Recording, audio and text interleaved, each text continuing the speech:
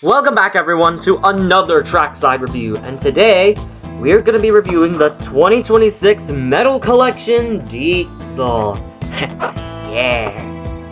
So first off, let's talk about his packaging first. The render looks kinda sus. Not gonna lie. I mean, look at his nose. It's not pointy compared to the old nose that Diesel used to have. It's even reflected on the toy here, in which he doesn't even have the pointy nose.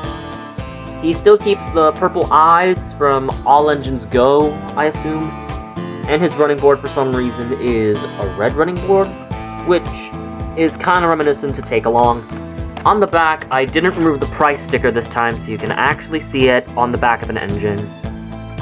You can collect Thomas, Percy, Diesel, Rosie, the Troublesome Truck, Harold, and Toby. With that out the way, let's get into Diesel. So time for some more packaging ASMR.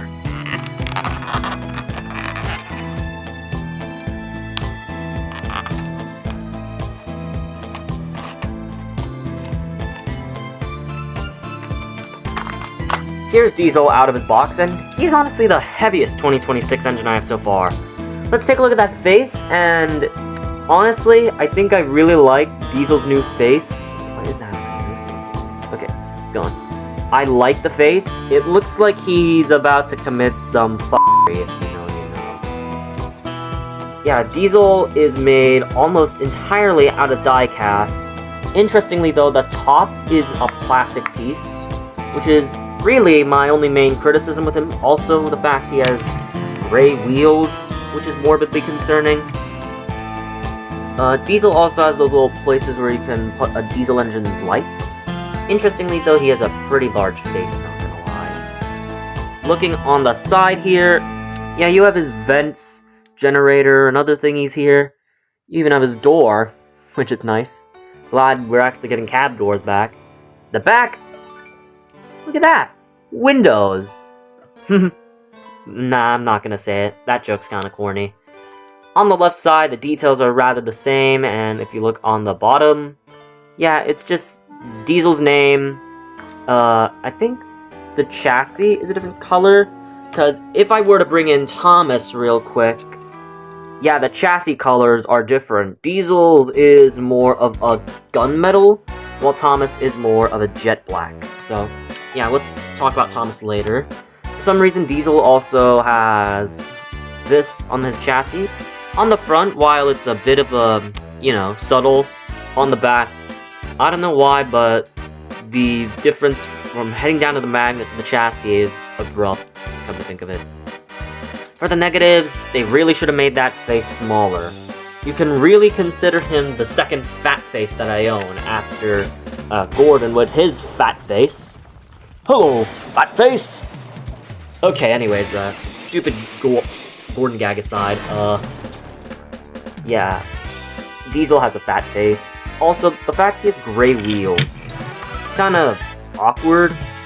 And also the fact that he has a red running board on the entire toy, and not just on the front and the back, because Diesel has red buffers.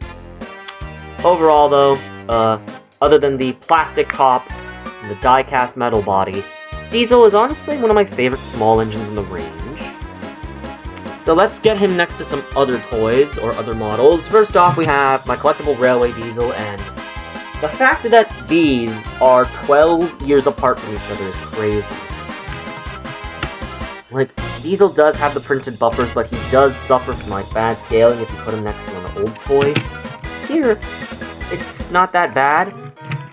I think I prefer this Diesel because of the details. Even has little molded side rods, or the fake ones there.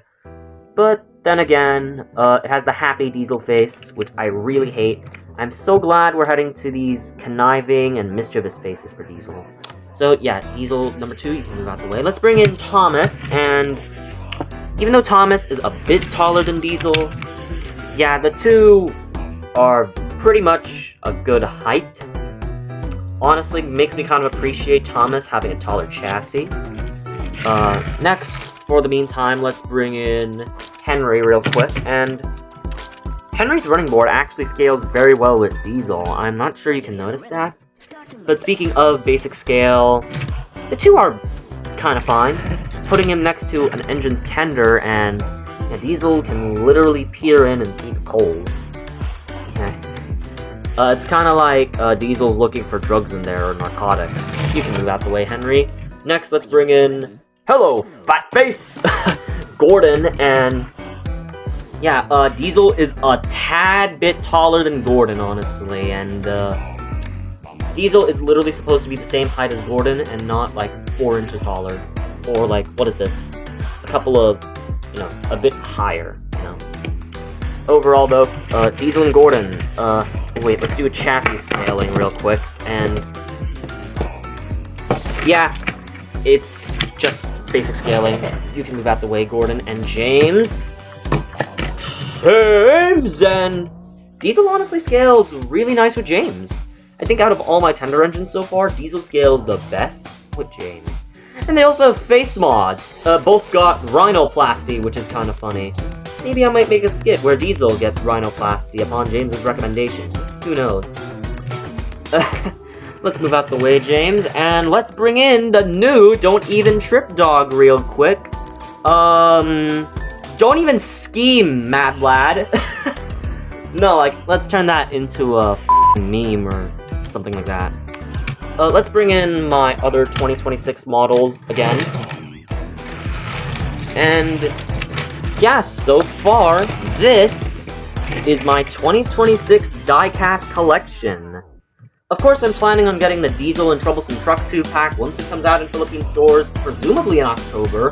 Hopefully, Mattel fixes the distribution problem in some countries where Malaysia always gets things early, while the rest of us need to wait, like, I don't know, a few months to an entire year just to get new toys. Overall, though, I recommend Diesel for his looks, for his body, and what he is as a toy. I'm really hoping that they would actually write Diesel very well in the new show when it comes out in September, so, yeah. Expect me to get some new 2026 merch, as I ordered some from the internet, so yeah, expect that unboxing video soon. For the meantime, bye-bye, fellow Mad Lads! I'm Jackson, I'm ready to fall.